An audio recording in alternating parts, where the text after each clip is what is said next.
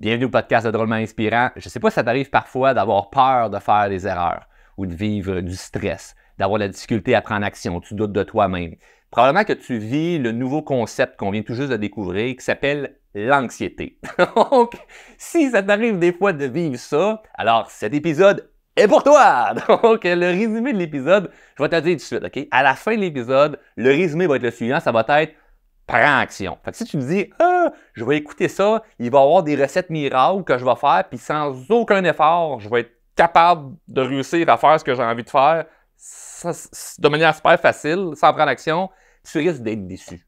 Donc, je t'invite à, juste avant d'écouter l'épisode, respecter les deux règles du show. Premièrement, si tu viens chercher de la valeur, redonne de la valeur en partageant l'épisode sur les médias sociaux. Tu peux partager ça à des gens que tu aimes ou à des gens que tu n'aimes pas. Tu peux leur faire du bien d'écouter ça aussi. Et évidemment, deuxième règle, applique ce que tu reçois. Donc, s'il y a des choses, il y a des concepts que tu apprécies, tu dis hey, ça fait du sens pour moi, malgré que ça peut être stressant de mettre en pratique, je t'invite quand même à prendre action et de voir les bénéfices que ça va pouvoir t'apporter. Sur ce, bon épisode.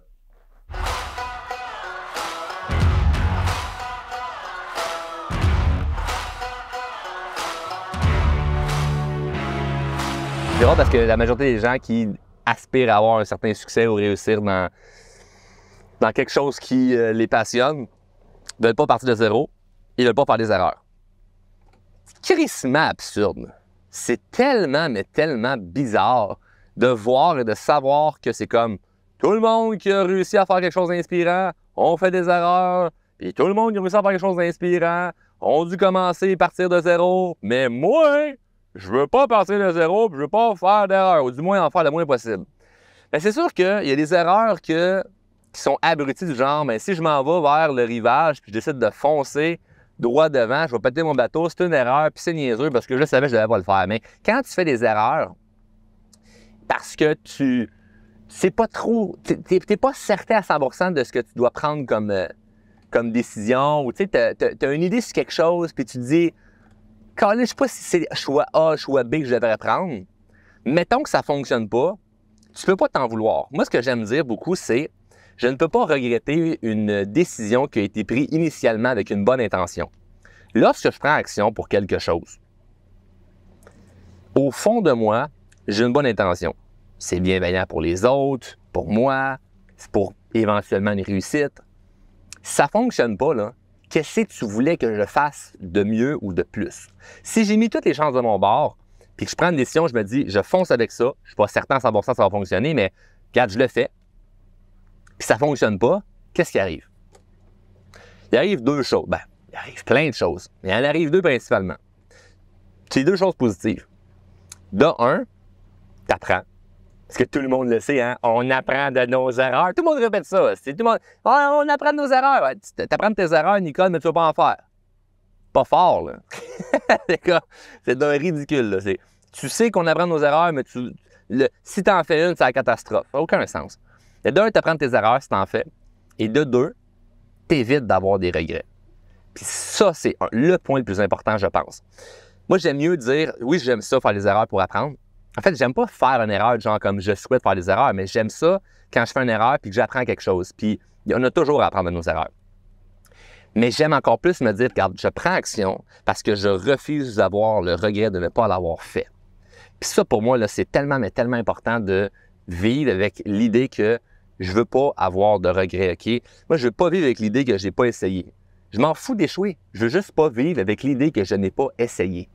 Ça, c'est une philosophie de vie. C'est pas une question Oui, il peut y avoir des croyances limitantes à travers ça, mais c'est vraiment une question de philosophie de vie, de comment je vois la vie de façon beaucoup plus grande que simplement rester dans le petit problème, là, très, le micro, là, de « Ah, ben là, j'ai une situation que j'ai présentement, puis j'ai pas envie que ça se passe d'une façon négative, j'ai pas envie qu'il arrive un échec, une erreur, j'ai pas envie de me planter dans mon projet, j'ai pas envie de me planter dans mon idée. Donc, à la place, la meilleure stratégie que je vais faire, c'est de ne rien faire. » J'aimerais te rappeler quelque chose. Si tu ne fais rien, tu as déjà échoué. Si tu fais rien, tu as déjà échoué. Là. Fait que moi, je veux vraiment qu'on remette en question cette espèce de concept-là un peu flou de comme ne pas prendre action par peur de faire des erreurs.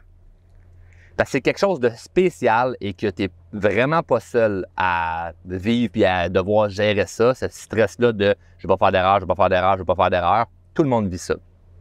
Il n'y a personne qui consciemment se dit « moi, je veux auto-saboter toute ma vie puis j'ai envie de faire le plus d'erreurs possible ».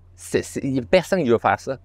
N'importe qui, s'il y avait une baguette magique qui ferait en sorte que tout ce que tu vas faire dans ta vie fait en sorte que ça va bien. C'est comme toutes tes relations, là, c'est 10 sur 10. Tu n'as jamais vécu une situation amoureuse conflictuelle. Tu n'as jamais vécu une situation conflictuelle dans ton travail. Tu n'as jamais eu de problème d'argent. Tu n'as pas de problème de poids, pas de problème de santé. Comme tout est parfait, comme moi, j'ai vu cette baguette-là, puis je vais le prendre. Là, ça, c'est comme, je ne souhaite pas que les choses soient difficiles. Par contre, si les choses sont difficiles, c'est là pour une raison. Là.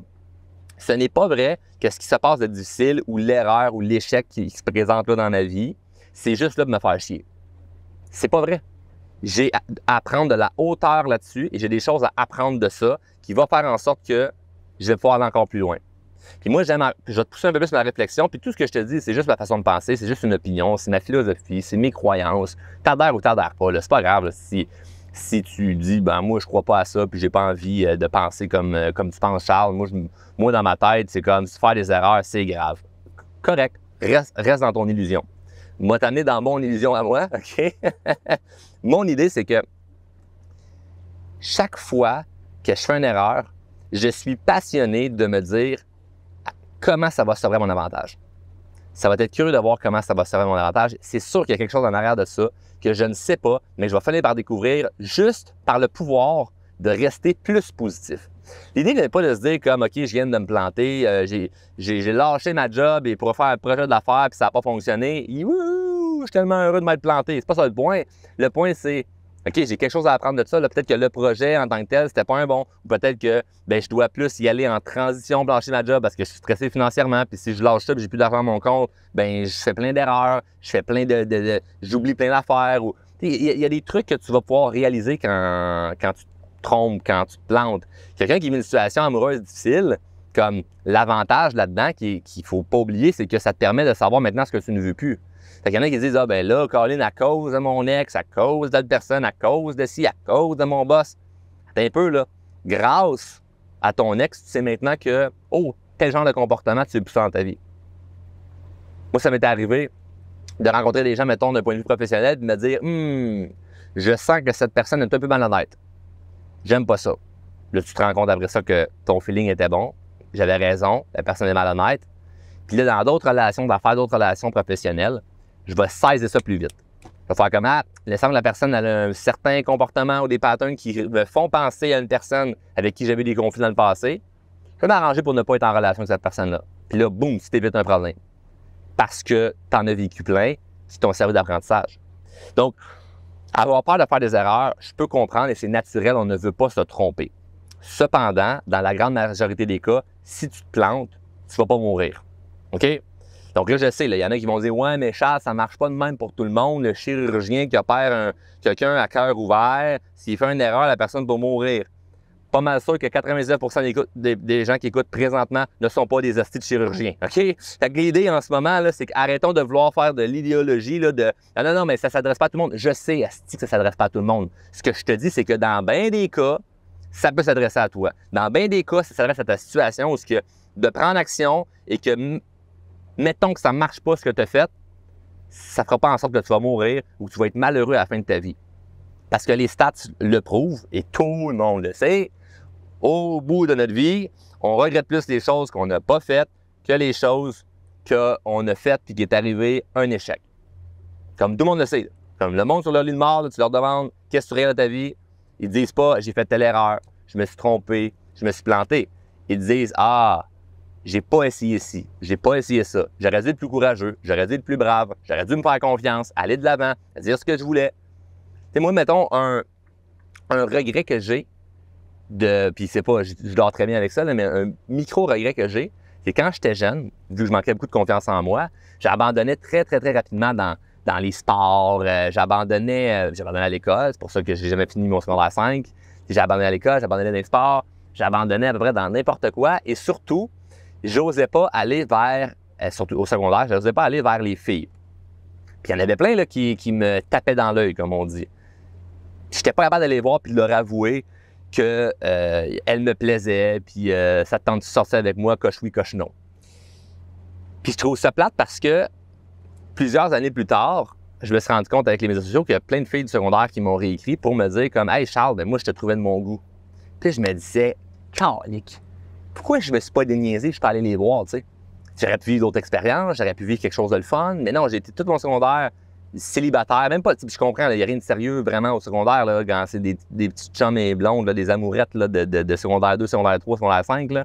Mais puis, je dis amourettes, j'ai des amis aujourd'hui qui sont mariés et qui se sont rencontrés à l'école secondaire, ça peut marcher, mais de règle générale, mettons qu'on dit que c'est des amourettes de jeunesse, ça reste que je trouve ça dommage parce que j'aurais aimé ça, tu sais, avoir eu l'audace d'aller de l'avant. Mais là, sachant ça aujourd'hui, quand j'arrive dans une situation que là, ça n'a plus rapport avec des relations amoureuses, mais que ça a rapport, mettons, avec aller vers quelqu'un pour, je sais pas moi, parler d'un projet ou me présenter, ou bien, je vais repenser à ça, à cette espèce de mini-regret-là que j'ai de « Ah, j'aurais dû faire ça ». Et là, je le fais parce que je ne veux pas revivre ce sentiment-là 10 ans plus tard de « Ah, tu aurais pu y aller ». T'sais. Donc, on a tous des choses dans notre vie où ce qu'on peut se rappeler qu'on n'a pas pris action. Et ça nous déçoit de ne pas avoir pris action. On se dit, Colin, si seulement je l'avais fait. Moi, ce que je te suggère, c'est de ne pas tomber dans l'espèce d'autodestruction de bien, parce que je n'ai pas pris action dans le passé, je vais continuer de ne pas prendre action parce que là, il est trop tard. Puis moi, regarde, je suis rendu à 45 ans, je suis rendu à 50, je suis rendu à 60. C'est plus de mon âge de prendre action pour mes rêves. Comme là, tu te fous un dos dans l'œil parce que tu ne sais pas quand est-ce que tu vas mourir. Si tu as 45 ans et tu vis jusqu'à 90 ans, si ça serait le fun que tu fasses quelque chose parce que tu es à peu près, tu as juste un peu dépassé la moitié de ta vie, là, tu sais.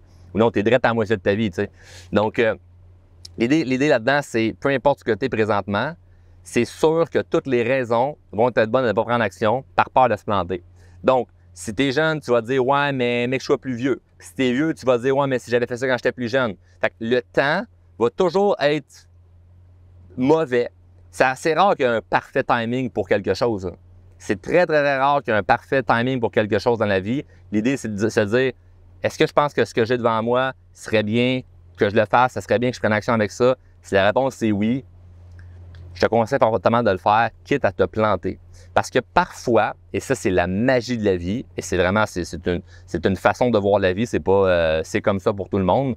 Je parle vraiment pour moi. Moi, la philosophie que j'ai vraiment au plus profond de mon être, c'est que si je fais une erreur, parce que initialement, les décisions et les actions que j'ai faites étaient d'une bonne intention, l'erreur est simplement un succès camouflé ou ce que c'est fait pour m'amener plus rapidement à ce que je veux.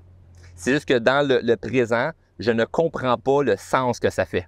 Fait que j'essaie pas de m'acharner à le sens de ce qui m'arrive. Des fois, ce qui peut t'arriver ne fait aucun sens. Des fois, ça ne fait aucun sens, tu ne le trouveras jamais, mais peut-être que ça t'arrive pour la raison de t'aider à éviter de vivre un échec ou t'aider à te rapprocher de quelque chose. Tu sais, moi, je me souviens d'une cliente en consultation qui me disait qu'elle voulait lâcher son emploi. Elle avait des idées de business, puis elle ne trouvait pas comme le bout de tout ça. Là. Elle se disait, je ne sais pas, Charles, quand est-ce que je vais réussir à pouvoir quitter mon emploi? Je n'ai pas énormément d'argent de côté, mon projet ne paye pas encore assez, quand est-ce que je peux faire ça? Puis on faisait un plan de transition, de comme ben, tu travailles tant de temps sur ta business, tu fais de l'action, tu fais ci, ça, tu délègues ça, On a tout comme travaillé sa gestion de temps, puis sa productivité, son efficacité. Et au bout de quelques mois, à ce qu'elle travaille sa business, puis ça commence à aller pas pire, bang, elle se fait congédier. Puis là, elle m'appelle en panique pour me dire « Mon Dieu, c'est une catastrophe, blablabla, j'ai perdu ma job, c'était pas censé être ça qui arrive. » Et moi, j'étais content qu'elle perde sa job. Parce que je me disais « Good, ça l'accélère le processus. » Non, mais c'était pas ça qui était supposé être. C'est jamais ce que c'est supposé être. Comme depuis quand dans la vie, tout se passe comme on l'espérait? Comme jamais, là. La madame est enceinte, elle se dit « Ah, on est supposé accoucher le 16. » J'espère que tout va bien aller. Finalement, c'est le 12 que tu accouches, puis qu'est-ce que ça va mal, puis que c'est pas comme tu pensais que ça allait se passer. Ou pas. Ou tu t'en vas en route pour une date, puis là, en chemin, bang, tu as une crevaison. Tu te rends pas, tu arrives, puis la personne dit « Ben, c'est ça, tu m'as choqué, puis là, tu ne revois plus jamais la personne de ta vie parce qu'elle s'est dit « T'es un menteur, t'as pas voulu venir me voir. » C'était peut-être la meilleure chose qui pouvait arriver. Tu le sais pas. Donc, c'est jamais vraiment une erreur qui est tragique, fatale et permanente. Bien souvent, ce sont des réajustements. Des fois, les erreurs sont faites pour nous permettre d'avancer. Parfois, ça fait juste nous faire chier sur le moment, mais il y a quelque chose en arrière. Sur tout ce que je viens de dire, la chose que je tiens à ce que tu n'oublies pas, qui est vraiment très, très importante, c'est l'idée que avoir peur de prendre action n'est pas une espèce de bon guide sur les actions que tu dois faire. Parce que c'est normal de se sentir inconfortable devant une situation. Puis c'est à force de prendre action malgré que tu as peur que tu vas arriver à avoir moins peur. La pire chose à faire lorsqu'on vit un conflit ou qu'on a un stress à gérer, c'est de fuir. Et moi, je me souviens, j'ai une anecdote que je ne pense pas avoir racontée parce que c'est un peu... ça me met sur un terrain glissant. Ça me met tout le temps sur des terrains glissants. Moi, c'est pour ça que je reçois toute de la critique négative souvent, mais fuck off. Donc, j'aime mieux compter les choses vraies que d'avoir l'air de quelqu'un de parfait. Et à l'adolescence, j'ai fait beaucoup de conneries. Je me suis tenu avec des gens qui avaient une mauvaise influence et je me souviens d'une journée avec un de mes chums où on avait remarqué que dans la cour de quelqu'un dans le village que j'habitais, il y avait des plants de potes. Puis, tu sais, je rappelle que c'était une époque où c'était pas encore légal tout ça. Donc, c'était un gars qui faisait plus ça dans sa cour. Puis, c'était un gars qui était identifié comme quelqu'un mettons, c'était le méchant dans les films. Tu sais, dans les films, il y a un méchant. Bon, mais lui, il aurait joué le rôle du méchant. Là. Tu sais, il y avait le portrait de fait de la prison, tabasser du monde, brûle des tires dans sa cour. C'est ça, des affaires de même. Là, et nous autres, jeunes innocents, ben, on se promène, puis on voit ça, puis on regarde dans la cour parce que, tu sais, on est comme un peu impressionné ou genre, oh my God, s'il fait pousser ça dans sa cour, puis comme on le voit de la rue, puis voyons donc, ça n'a pas de bon sens. Puis là, on passe devant la maison, devant la maison. Puis à un moment donné, dans la journée, ben, ils ont dû nous voir, on n'était tellement pas brillants. Puis il t'arrête de passer son gazon, puis on marche, puis là, il nous regarde. Puis là, on continue à marcher, puis il arrête sa tondeuse. Puis là, moi, instinctivement, c'est comme, je ressens un mauvais feeling. Là. Je suis comme, oh shit, ça va pas bien aller. Là. Puis il marche vers nous autres. Mais il marche sur un pas agressif. Là. Il marche en cowboy. Là. C'est ceux qui ne savent pas, sur des fermes, tu ne cours pas, mais tu marches vite. Donc lui, il marche sur un pas de cowboy, mettons. Et mon chum est comme, non, viens-t'en, on s'en va. Puis mon chum voulait fuir. Là. Il avait la chienne. Puis je comprends d'avoir la chienne parce que le gars, c'est un agressif. Là. Il aurait vraiment pu arriver puis comme nous frapper. Là, et puis on ne sait pas à ce moment-là s'il va nous frapper. Donc, mais il y a une chose que je sais, c'est que à fuir le stress, à fuir les problèmes, tu peux créer des beaucoup plus grands problèmes. Donc moi, j'ai dit non, on n'a rien fait. On a regardé chez eux, on n'a rien fait. C'est pas comme si on était allé dans sa cour, c'est pas comme si on l'avait volé. On n'a rien fait. Mais nous, notre stress, c'est, on sait l'idée qu'on avait en tête de, hey, on regarde dans sa cour, puis tu sais, comme, on savait que ça pouvait le déranger. Il ne faut pas aller anticiper trop loin. Donc moi, naturellement, j'ai fait, je me sentais pas bien. J'étais vraiment mal en dedans. J'avais vraiment la chienne. Là, je me pissais dessus, mais je vais confronter quand même. Je ne vais pas m'enfuir. Parce que si je m'enfuis, oh my fucking God, qu'est-ce qui peut arriver après? Ah, oublie ça. Ça aurait pu être terrible. Peut-être que je ne serais même pas ici en ce moment pour vous parler sincèrement, puisque c'était quelqu'un de dangereux. Là. Je mets des blagues autour de ça, mais c'est vraiment quelqu'un de dangereux. Là. Donc, j'ai dit non, on reste là. Fait que j'ai figé parce qu'il nous a crié après. Fait que je suis figé dans le sens, je suis resté sur place, puis j'ai attendu qu'il se rende à nous. Puis même que j'ai marché vers lui. C'est comme quelqu'un qui, tu me cries après, tu veux me parler, comme je vais aller vers toi, je vais voir c'est quoi le problème. Je n'irai pas sur un pas agressif, je n'irai pas sur qu'est-ce que tu veux toi, je n'irai pas sur oh oui, je le sais pourquoi tu viens nous voir. Juste comme, je sais pas, tu m'appelles au loin, je viens vers toi innocemment. Puis là, il se met à nous gueuler après, de genre hey, j'ai vu, vous regardez tout le temps dans ma cour, puis mes sacrements, si vous venez me voler, là, je te vous dis tout de suite, là, je vais vous crisser une rince au bat de baseball. J'étais, oh, de quoi tu parles? Non, fais pas l'innocent, toi, Chris, je sens en esti que tu le sais, c'est quoi, tu regardes, je dis oui, on a vu que tu avais des plans dans ta cour, sans plus. On les voit de la rue. Puis d'après toi, si nous autres, on les voit, il doit y avoir plein d'autres mondes qui le voient. Puis là, il continue à insister, mais tabarnak, si vous venez chez nous... Non, on n'a pas l'intention de te voler ou peu importe, on s'en fout, là. Nous autres, on a juste vu qu'il y avait ça, Puis ça nous impressionnait de voir que c'était des gros plans dans ta cour. Puis comme on n'est pas habitué de voir ça dans la cour du monde. Normalement, ça va être dans des champs, quand on se prend dans 4 roues, on va tomber là-dessus. Mais on voit ça dans ta cour. Puis je vous le dis, le souvenir chez nous, il arrive de quoi? Là, je vous crisse une balle au bat de baseball, puis je vous tue. Puis c'est vraiment des menaces de même. Là. Puis mon chum, il chie dans ses culottes. Là, il marche lui, pour s'en aller. Puis moi, je reste devant lui. Puis c'est comme, regarde, je sais, tu sais où j'habite. Tu sais c'est qui tu sais probablement c'est qui mes parents. Comme, il n'y a pas de stress. Il n'y a pas de stress avec ça. Comme, rassure-toi, dors sur les deux oreilles. On n'a pas l'intention de faire quoi que ce soit. Comme ça, il n'y a pas de trouble. Là. Puis évidemment, c'est comme, je parle, puis je me sens pas bien. Là. Je me sens vraiment, vraiment, vraiment, vraiment mal. Puis je m'en vais, puis ça me restait dans la tête pendant des mois, là, ça, parce que ça me faisait peur. Je me disais, hey, si jamais quelqu'un va le voler ou si jamais il arrive quelque chose chez eux, vas-tu penser que c'est nous autres? Mais on est resté là. On l'a confronté.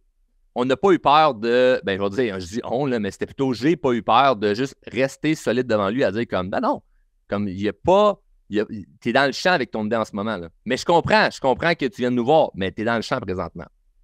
Et finalement, il n'y a jamais rien arrivé d'autre. Ça, c'est resté ainsi. Puis, par chance que c'est resté ainsi, je suis bien content que ça n'avait pas été plus loin. Mais si j'avais fui, il aurait pu arriver tellement d'affaires. Il aurait pu vouloir nous retrouver un soir qui fait tard, qui fait noir, puis vraiment nous faire la passe. Il aurait pu venir débarquer chez nous, faire du mal à ma famille. Il aurait pu arriver tellement d'affaires. Puis là, je vous compte ça dans un contexte où ce que tu fais, c'est un contexte un peu criminel puis un peu bandit, mais ça existe dans la vraie vie. Puis c'est un extrême où ce que moi, ça a été un moment très impactant dans ma vie où ce que c'est venu clarifier. Parce que je savais, je lisais déjà des livres de psychologie à cet âge-là. Je commençais, en fait, là, mais je comprenais ces principes-là de comportement humain. Il ne faut pas fuir. Donc, moi, c'est venu clarifier que jamais dans la vie, il faut que tu t'enfuis. Là. Jamais tu te sauves en courant. Là. Un gentleman, il ne s'en va pas en courant. Là. Okay? Tu ne pars pas en courant. Tu es solide sur tes deux pattes, puis tu vas vers le conflit. Tu vas vers la confrontation, puis le stress. Surtout si tu n'as rien à te reprocher. Et souvent, c'est qu'on va anticiper dans notre tête ce que l'autre pourrait penser, ce que l'autre, justement, il va venir nous dire. Avant d'aller jusque-là, là, l'idée, là, c'est brise la boucle de t'enfuir. Brise la boucle de non, je me sauve. Si tu commences à faire ça, ça ne finira jamais. Et la raison pour laquelle aujourd'hui, j'ai aucun problème à aller vers les conflits, c'est que moi, à l'âge de 16-17 ans, j'ai vécu ça. Là. Un gars qui me crie après dans la rue et qui me gueule non-stop, je vais te tuer au bat de baseball. Je vais te battre avec un bat de baseball. Je vais te brûler dans la rue. Il nous a dit n'importe quoi. Là. Je vais te brûler dans la rue devant tout le monde si vous venez chez nous. Si vous continuez de regarder. Quand vous passez devant chez nous, si vous regardez tout droit, vous ne regardez pas chez nous, mes tabarnak. Imagine aujourd'hui quand quelqu'un je sais pas moi, ou à 21 ans, que je travaille dans le service à la clientèle, un client qui me dit là, je vais faire une plainte. Tu comprends? Quelqu'un sur Internet qui me dit Chloé, là, je suis tanné de te voir la face. Ça me fait rien, là. Ça me fait fuck all. J'ai vécu plein d'anecdotes comme celle-là. Là, je vous en compte une. J'en compte une. Il y en a que je ne peux pas compter en podcast.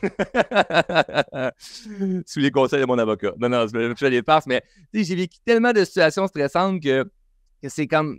Puis que j'ai pas fui, qu'aujourd'hui, ben, c'est ça l'exemple dans ma tête. C'est ça l'exemple dans ma tête. Fait que peu importe ce qui va m'arriver, ben, je vais faire, ben non, regarde, je vais bien réagir. J'ai vécu ça. Mais toi, en ce moment, aujourd'hui, tu as sûrement vécu des situations comme je te raconte en ce moment, là, des situations très stressantes, puis tu te dis, ouais, mais moi, ça ne s'est pas reviré comme toi, Charles. Moi, aujourd'hui, j'ai peur que ça m'arrive. Normal. Parce que même si tu as fait face une fois, l'erreur que tu as peut-être fait, c'est d'avoir fui toutes les autres fois parce que ça a été stressant. Tu comprends? Tu as vécu ça, tu as confronté, tu as une chicane, c'était pas le fun. Puis là, toutes les autres fois, ce qui arrive une chicane, ah non, moi, j'aime pas ça, les conflits. Ah non, moi, j'aime pas ça, là. Toi, gère ça. Toi, parle avec. Non, on s'en va d'ici, là. Moi, j'ai pas envie là, de parler, là. Si tu fuis parce que tu as vécu une ou deux, trois, quatre, cinq fois des conflits, puis là, tu veux éviter un stress en t'en allant, tu vas revivre ce genre de situation-là. Et évidemment, il faut contextualiser. il peut y avoir des moments dans notre vie où il arrive un problème, puis on n'est pas tant concerné, puis le but, c'est pas de se pitcher les deux pieds dans la merde, OK? Je le répète, mais je me dis que les gens qui écoutent mon podcast, c'est des gens intelligents, là, donc soyez pas stupides. L'idée n'est pas de mettre sa vie en danger, mais je sais que ma vie aurait été bien plus en danger à me sauver face à quelqu'un de dangereux que de faire face en étant juste neutre. Donc, j'ai pas été agressif, puis j'ai pas été non plus non, mais j'ai peur de toi. Non, neutre de j'ai rien à me reprocher et t'as rien à me reprocher. Donc, l'idée là-dedans, c'est que je vous souhaite pas de vivre des immenses stress comme j'ai pu en vivre dans ma jeunesse, sauf que à vivre des stress et ne pas les fuir te permet de mettre un genre de niveau. Tu comprends? Un genre de niveau de hey, ça là, c'est une des pires affaires que j'ai vécues. Donc, pour me rendre à ce pire-là, il faudrait vraiment, vraiment, vraiment qu'il se passe quelque chose d'incroyable. Alors que tous les autres micro-stress ou micro-gestion de conflit en dessous, ben, tu n'y fuis pas parce que tu es habitué à faire face à ça. Tu as tellement fait face à des choses hauts que maintenant, les choses qui sont basses, c'est bien facile. Comment faire pour minimiser et ou diminuer nos doutes et ou nos peurs? Quelle intro de merde! Non, je l'efface. Ça se dit mal, hein, mais je pense que chaque mot avait son importance, hein, parce que c'est une question que j'ai reçue, hein, parce qu'il y a des gens qui m'ont posé comme question, Charles, comment on fait pour diminuer nos doutes? D'autres m'ont dit, Charles, comment on fait pour minimiser nos peurs? Fait que moi, j'ai mis ça en diminuer et minimiser nos doutes et nos peurs. Alors, ça veut tout dire la même chose et c'est super simple, hein? Il y a beaucoup de gens qui veulent pour pouvoir prendre action, avoir moins peur. Et moi, je pense que c'est une fausse croyance. Je pense que c'est un mythe. Évidemment, il existe plusieurs techniques, on pourrait même en nommer, là, l'hypnose, la méditation, il y a certaines choses qui pourraient venir nous aider à nous enlever certaines croyances, nous aider à avoir moins peur, à avoir moins de doutes. Moi, je vais te dire, mon école de pensée, je crois un peu moins à ça. OK? Laisse-moi t'expliquer. L'idée là, de vouloir effacer la peur avant d'y faire face, c'est un peu comme s'entraîner pour un combat de boxe. Tu rentres dans le ring de boxe, puis ton but, c'est que ton adversaire s'incline ou décline devant toi avant même d'avoir commencé à te battre. Tu es dans le ring, là. Puis l'adversaire est là, puis toi, tu te croises les doigts dans tes gants, puis tu fais j'espère qu'il va abandonner. C'est comme ça, je vais avoir la victoire plus facilement. Comment c'est ridicule, là? On s'entend, là? C'est un ridicule. Non, le boxeur, là, il s'entraîne. Il fait du sparring avec du monde qui sont bien meilleurs que lui, ou égal, ou un peu moins, ou whatever. Mais il s'entraîne avec du monde qui lui mettent au défi. Puis quand il arrive là, devant l'adversaire, quand il arrive devant la peur, il se dit, la peur, je la mange. La peur, c'est moi qui la démolis. Des fois, il réussit, des fois, il ne réussit pas. Puis à lui de décider s'il veut continuer ou pas. Je fais-tu un rematch contre mon adversaire qui m'a battu, ou est-ce que j'arrête, ou est-ce que je change d'adversaire, ou peu importe. Ce qui est le fun dans nos rêves, nos objectifs, c'est qu'il n'y a pas un risque de manger une volée, OK? Dépendamment c'est quoi ton objectif. Mais très rares sont ceux qui vont manger une tape à la gueule à vouloir accomplir leur objectif, OK? Donc, l'idée de vouloir effacer la peur, j'aime pas tant ça. Parce que la peur va se présenter ailleurs. Tu me suis? C'est comme si tu as peur d'aller marcher dans le noir.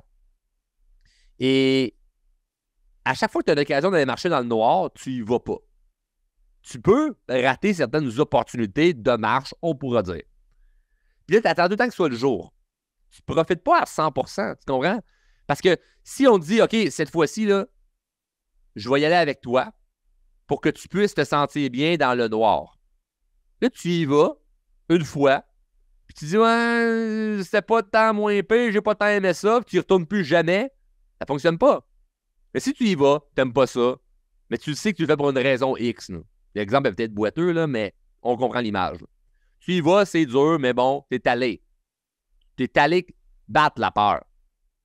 T'es revenu en disant, j'ai pas tant aimé ça, marcher dans le noir, mais je comprends que j'avance là-dedans. Puis une deuxième fois, troisième fois, 10e fois, 20e fois, 30e fois, 45e fois, 50 fois, maintenant, t'as plus tant peur de marcher dans le noir. Tu comprends? C'est ça dans n'importe quoi. Moi, j'ai encore peur de parler devant des gens pour certaines conférences. Parce que des fois, je parle devant des gens, puis il y a des sujets que je connais très bien. D'autres fois, c'est un auditoire qui s'en contre-calisse de moi. Ils savent pas je suis qui, puis ils sont là. C'est qui, lui, le drôlement inspirant? Mais écoute, à moitié, il y en a un qui dort dans la salle, puis c'est stressant, là. Puis je dois capter leur attention. Je me sens pas bien. Mais je ne vais pas aller à cet événement-là. Je ne vais pas me dire, ben non, moi, là, si je parle devant le monde, il faut que la condition soit parfaite, sinon je ne vais pas. Non, si je vais parler à chaque fois que les conditions sont parfaites, je ne développerai pas une grande confiance en moi en tant qu'orateur, en tant que conférencier. Tu comprends? Donc, je ne sais pas d'éliminer la peur. Je vais battre la peur. Alors, tout ça pour dire, une des façons de diminuer, de minimiser la peur, c'est d'y faire face. Et ça, c'est un bout qui échappe à bien du monde. Parce que c'est beaucoup plus plaisant de te vendre la solution de comment ne plus avoir peur que de dire « fonce dans peur ». Et c'est clair, là, OK, là, puis je veux vraiment mettre une parenthèse. Quand je dis d'aller vers la peur, là, c'est pas de faire des choses qui mettent ta vie en péril, là, pas faire des choses qui te mettent en danger, là. Quand j'allais vers la peur, c'est de faire quelque chose qui te fait peur, mais qui n'a pas un risque sur ta santé ni sur la vie des autres. OK? Mais malheureusement, il y a beaucoup de gens qui ne mettent pas leur vie en danger, mais plutôt qui se fient sur la vie des autres. Hein? C'est comme, c'est pas leur avis, c'est la vie ou peu importe, on se comprend, là. Mais l'idée là-dedans, c'est que tu te freines des voies pour la vie des autres. Hein? Fait que mets pas ta vie en danger pour la vie des autres ou la vie... Non, je n'ai pas. Je bafouille n'importe quoi pour mêler tout le monde.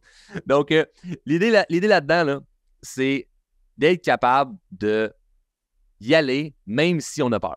C'est pas de se dire, mec, j'ai plus peur, je vais y aller. Là.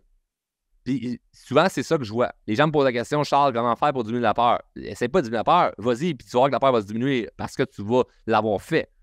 Donc moi, j'ai fait, par exemple, des shows d'humour où ce que tabarouette, ça marchait pas pantoute, là.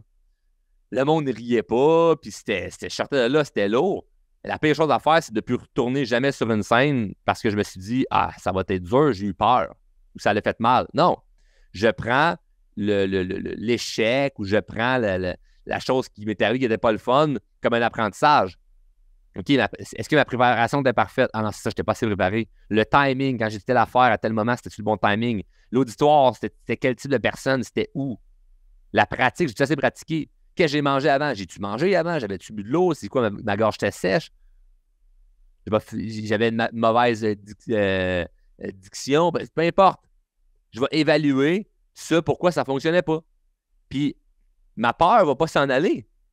Je fais juste mieux m'analyser. Pas m'analyser pour me juger, m'analyser pour voir comment je peux m'améliorer. Puis la prochaine fois, j'arrive avec des meilleures stratégies, des meilleures méthodes, puis là, oups, ça va un peu mieux. L'autre fois, ah, moins bon, je m'analyse. Oups, ça va un peu mieux. Oups, moins bon, là, je m'analyse. Et bien, tu te rends compte que, fuck, je suis jamais parfait. Je suis jamais parfait, mais à chaque fois, j'avance. Puis toi, pendant ce temps-là, tu veux juste effacer la peur. Moi, je ne crois pas à juste effacer la peur. Va vers ce qui te fait peur. Le projet, là, le truc que tu veux réaliser, là, va vers ça. Là. Entame les choses que tu dois faire. Puis en arrière de tout ça, là, caché en arrière de ta peur, là, il y a la confiance en soi. Puis c'est à l'envers, là, parce qu'il y a beaucoup de gens qui vont se dire « Ah, mais là, moi, il faut que je travaille ma confiance pour prendre action. » Non, prends action, puis ta confiance va augmenter. C'est à l'envers. Là. Mais encore une fois, c'est tellement plus facile de te vendre l'idée qu'une technique pour enlever la peur, puis qu'il y a une façon de gagner confiance en toi en faisant rien. Mais OK, oui. Chez vous, après ta méditation, après on va dire, l'histoire que tu as inventée, ton illumination, tu as peut-être moins peur. Tu sens peut-être que tu es plus confiant. Ben, monte sur le stage après. Là. Ah non, j'ai encore peur. Ben, c'est ça. Normal. C'est normal. Prends action. Fais quelque chose qui te fait peur, qui te rapproche de tes rêves. Le but, c'est pas faire quelque chose qui te fait peur, qui t'amène à rien. Là. Le but, c'est pas de te mettre un serpent autour du cou parce que tu te dis, ça me fait peur, mais je veux le faire. Moi, je n'ai rien à foutre des serpents, je ne vais pas me mettre ça autour du cou. Mais si je sais que de parler devant les gens, ça m'effraie, à un certain moment, on va dire, de ma carrière, puis que c'est ça que je dois faire pour bien me sentir, mais je vais le faire. Je me dis, hey, Colin, je suis pas mort. Hey, Colin, c'est pas si pire que ça, être devant un public qui ne rit pas ou qui te regarde pratiquement pas. C'est pas le fun, j'ai pas envie que ça se répète, mais j'apprends de ça. Puis puisque j'apprends puis je continue à y retourner quand même, dans mon cerveau, ça crée l'association de « Hey, Je vais vers les choses qui sont inconfortables, même si ce n'est pas justement confortable. Je vais vers les choses que je sais que je dois faire. Je fais ce que je sais que je dois faire. Hein, tu sais, la fameuse phrase, là, fais ce que tu sais que tu dois faire. T'as-tu déjà entendu cette phrase-là? Fais ce que tu sais que tu dois faire. Ça vient de quelqu'un que je connais qui est drôle et inspirant, cette phrase-là. OK? Et ça résume tout. Ça résume tout. Fais ce que tu sais que tu dois faire. Fais ce que tu sais que tu dois faire. Comment faire, Charles, pour minimiser ou diminuer mes doutes et mes peurs? Fais ce que tu sais que tu dois faire. C'est quoi que tu dois faire? Ah, ben, je dois aller aborder telle personne. Ben, vas-y. Moi, ça me fait peur. Ben, vas-y. Moi, ça me fait peur. Fais ce que tu dois faire. Fais-le. Va voir la personne. Le fait que c'est pas confortable n'est pas un indicateur de prendre action ou pas. Le fait que tu aies peur n'est pas un indicateur de prendre action ou pas. La peur n'est pas un indicateur. La peur, là, le seul indicateur que ça a, là, c'est viens vers moi. Parce que si tu me fuis, moi, je te suis. Si tu me fuis, moi, je te suis. La peur, elle va constamment te suivre parce que tu la fuis. Fais-y face, elle s'efface. Puis moi, j'adore penser comme ça parce que à chaque moment de ma vie, j'arrive à des endroits où j'ai peur, où j'ai des doutes, où je me dis « Ah, je vais-tu réussir ça? » Et c'est pas parce que j'ai confiance en moi que ça marche. Mon niveau de confiance, on dirait qu'il est tout le temps en bas de ma peur. À chaque fois que j'ai peur, mon niveau de confiance est jamais plus haut que la peur. Tu vois ce que je veux dire? Tu regardes les gens qui ont confiance et tu penses que, oh, parce qu'ils ont confiance, ils prennent action. Non, c'est parce qu'ils prennent action qu'ils ont confiance. C'est à l'envers. Mon niveau de confiance est toujours en bas de ma peur. Ma confiance augmente parce que j'ai battu la peur en prenant simplement action dans sa direction. Fait que c'est comme, hey, j'ai pris action là-dessus qui me faisait peur. Ma confiance a augmenté à ce niveau-là. Si ta confiance est au niveau 5, ta peur est au niveau 6. Si ta confiance est au niveau 6, ta peur est au niveau 7. La peur est tout le temps en haut. Sinon, ben, c'est pas quelque chose qui te fait peur, tu comprends?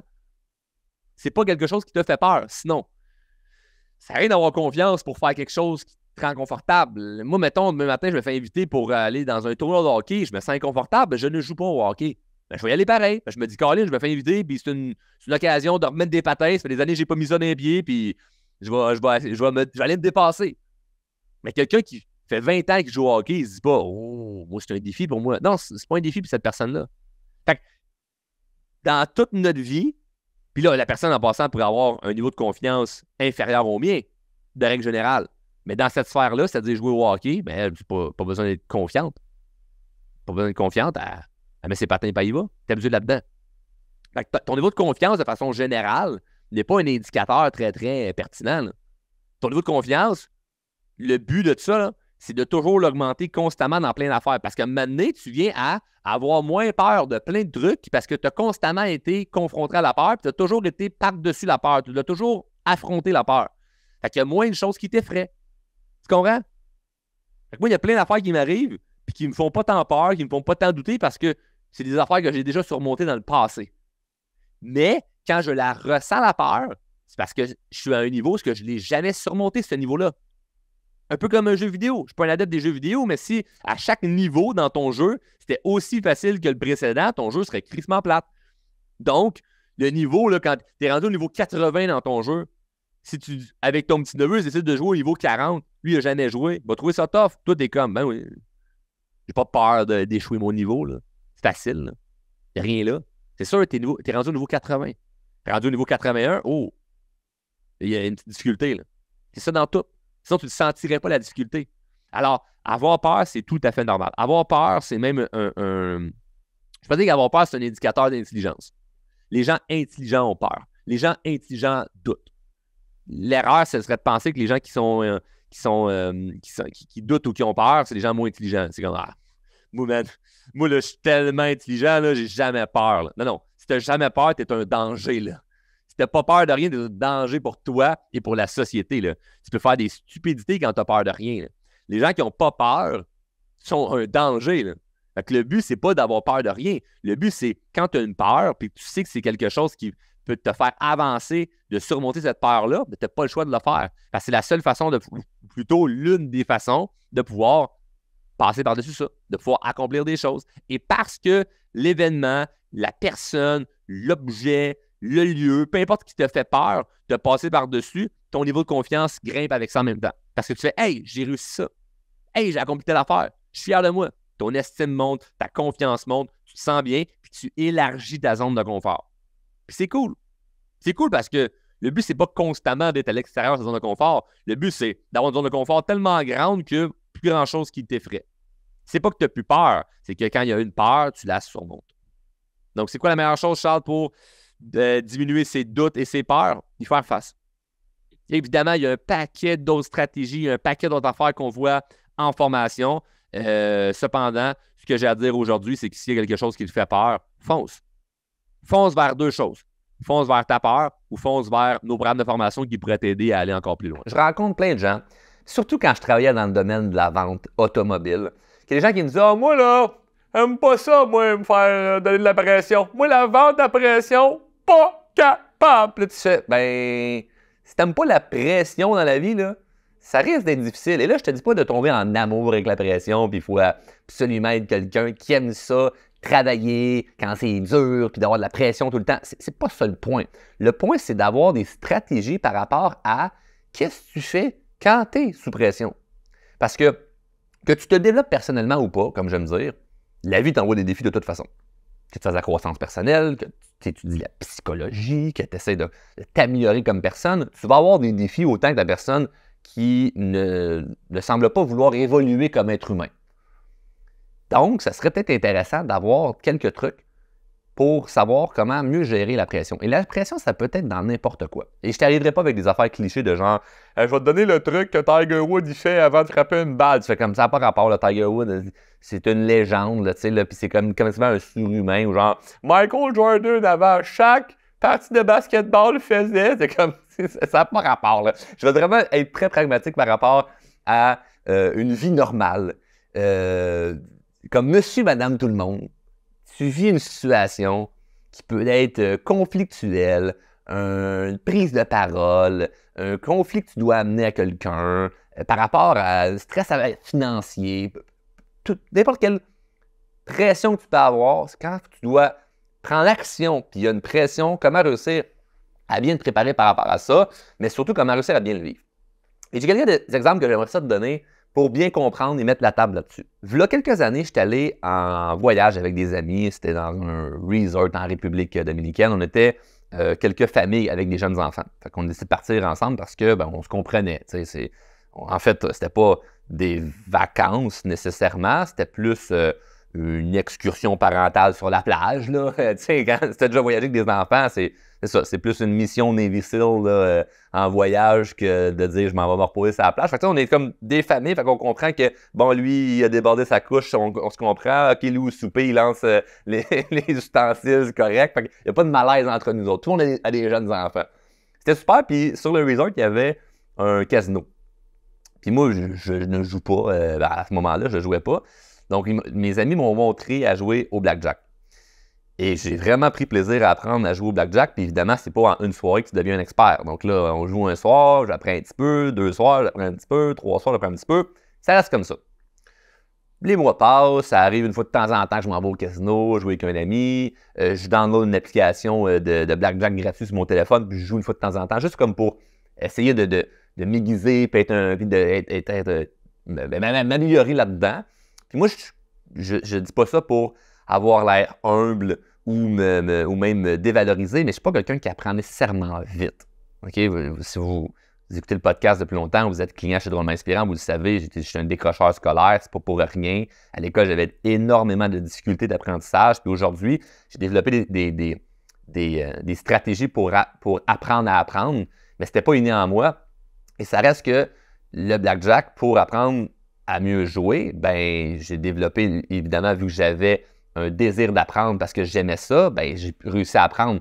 Mais tu peux me répéter 5-6 fois que quand il y a telle carte et telle carte, tu dois faire ça, je m'en rappellerai pas. Il faut vraiment, vraiment qu'il y ait une répétition puis un apprentissage, comme je te l'ai expliqué, pour que ça rentre dans ma tête puis que je sois bon avec le temps.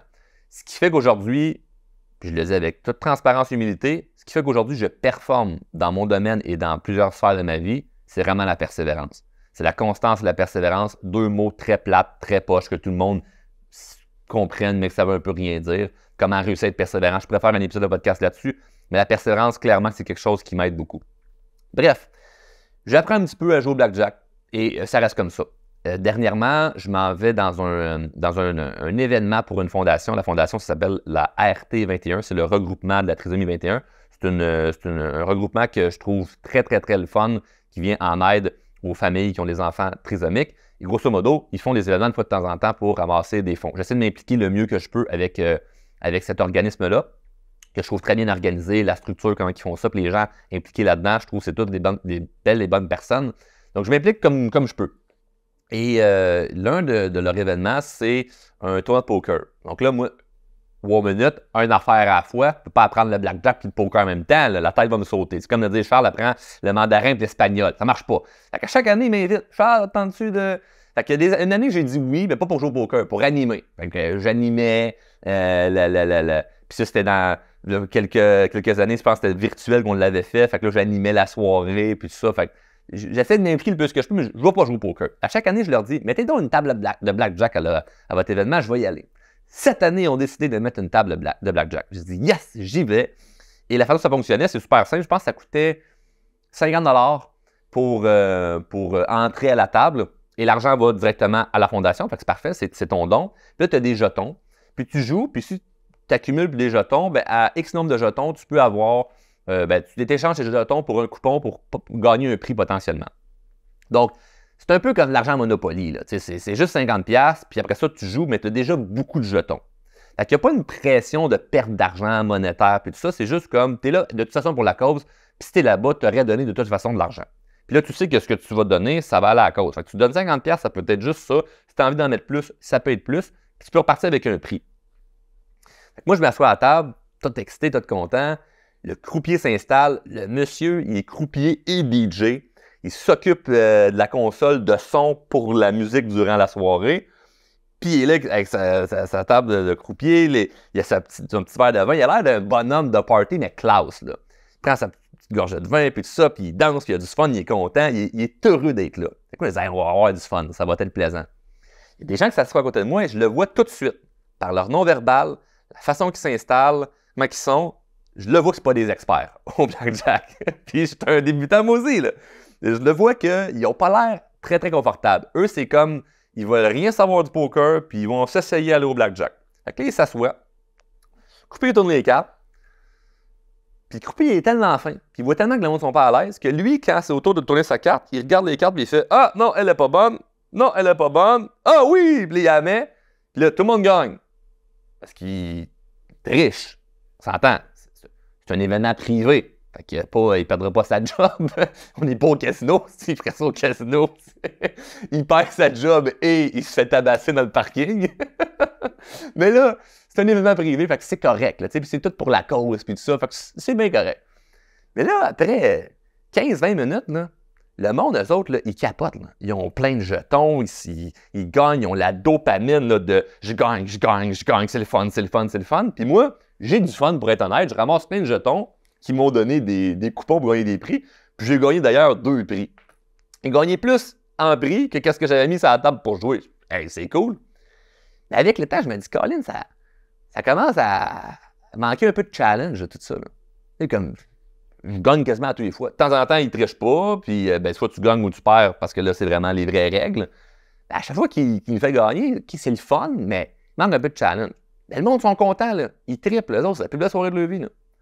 Il arrive un moment où lui, le croupier, doit partir pour aller remettre quelque chose pour son autre tâche de la soirée, qui était la musique.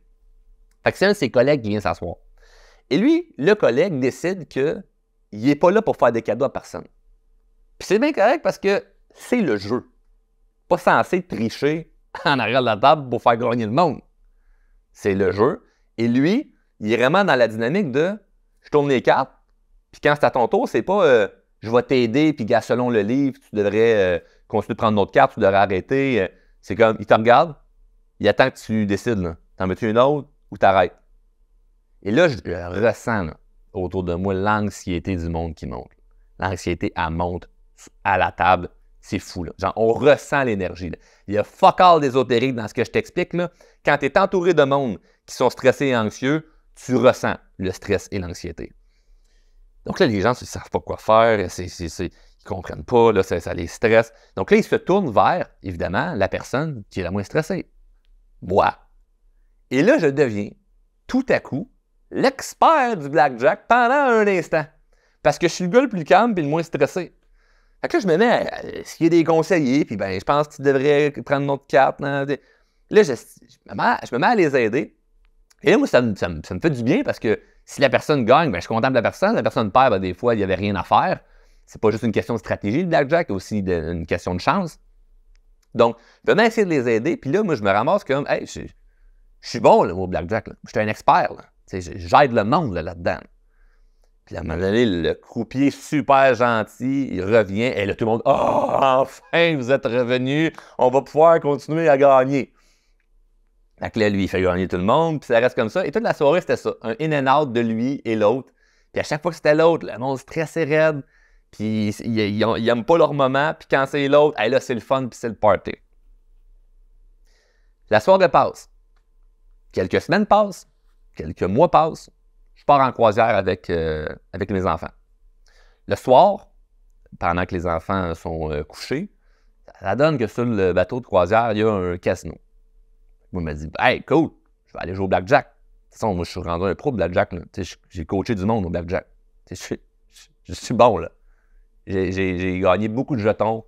Oui, grâce au fait qu'il y avait quelqu'un qui trichait en arrière, là, mais j'ai gagné beaucoup de jetons. Là, le monde me posait des questions. J'étais un expert. M'assois à la table de blackjack, puis je vois le monde assis à la table, puis là, ben, t'as toutes sortes de monde, parce que c'est une croisière, t'as toutes sortes de monde de plein de pays. Je suis définitivement le plus jeune assis à la table. Tout le monde a pas mal des cheveux gris ou tendus, parce qu'ils devraient en avoir des gris, là, tu comprends ce que je veux dire? Et là, ça joue pas à coup de jetons de Monopoly, là. Pas à coup de la mise minimum, c'était 25$ la mise minimum. Ça joue à coup de 100, 200, 500 et 600. Il y a du monde, ils ont 5000 de jetons, puis ils jouent à coup de 500$. Si tu ne catches pas le blackjack, là, je veux juste te faire comprendre de quoi, là, c'est que si tu mets 500 et tu gagnes, tu fais un autre 500, fait que tu as 1000. Si tu perds ton 500. Puis ça se fait en 10 secondes. C'est très rapide, là. Moi, quand je vois ça, je fais OK, ben moi, je vais. C'est quoi le minimum? 25? 25, je vais y aller à coup de 25. Moi, j'avais mis 200 sur la table, mes jetons, je mets 25. Puis là, ça part, je perds. Là, je me dis, qu'est-ce qui se passe? Qu'est-ce qui se passe? Il y a évidemment, dans les jeux comme ça, il y a des bonnes soirées, il y a des moins bonnes soirées, ça fait partie de la game. Mais là, autour de moi, puis là, je me dis, là, fuck la zone de confort, puis tout ça. Là, je vais poser des questions aux gens autour de moi. Là. Fait que là, je pose des questions au monde autour de moi, et là, je me fais coacher sur comment jouer, puis tout ça. Et là, j'apprends plein de choses. Et là, je joue, boum, je gagne. Je joue, boum, je gagne. Première soirée, je repars avec 200$ US, qui équivaut à peu près à, je pense, 6000 Canadiens. Non, mais tu sais, il faut arrêter d'imprimer d'argent, l'inflation. De toute façon, on ne parlait pas de politique dans cet épisode-là. Mais bref, 200 US, c'est beaucoup d'argent. Donc là, je repars avec mes gains. Je reviens le lendemain soir parce que là, c'est comme mon moment. On s'entend, je suis dans la croisière en famille, je passe du bon temps en famille. Mais tu sais, c'est pas des vacances. C'est vraiment, encore une fois, une excursion Navy SEAL en mer. Parce qu'avec des jeunes enfants, c'est du sport. Donc, puis moi, je les ai pas envoyés à service de garde de la croisière. Je les ai gardés avec moi, je me suis occupé de mes enfants. J'ai été présent avec eux toute la journée. Mais le soir, quand ils sont couchés, je m'en vais prendre un temps pour moi. Fait que le deuxième soir, je me retourne au casino. Même monde, la même gang, ça joue des grosses mises, 500$, 600$. Moi, je reviens à coup de petit 25$. Puis là, maintenant, je me sens encore boy, je mets 50$. Puis là, finalement, je ressors de là, moins 300$. Je fais, là, j'ai fait 200, le moins 300. Hey, j'étais à moins 100$. Ça reste comme ça. Je repars et je me dis, ça me fait chier d'avoir perdu. Mais, hey, j'ai appris beaucoup de choses. Je retourne le troisième soir. joue, je gagne. L'autre soir, je joue, je perds.